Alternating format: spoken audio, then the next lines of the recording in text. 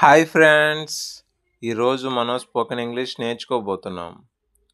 అమ్మ, mother, father, నాన్న, son, కొడుకు, డాటర్, కూతురు, బ్రదర్, అన్న లేక తమ్ముడు, సిస్టర్, అక్క లేదా చెల్లెలు, గ్రాండ్ ఫాదర్, తాతయ్య, గ్రాండ్ మదర్, అమ్మమ్మ లేదా నాన్నమ్మ, అంకుల్, మావయ్య లేదా పెదనాన్న,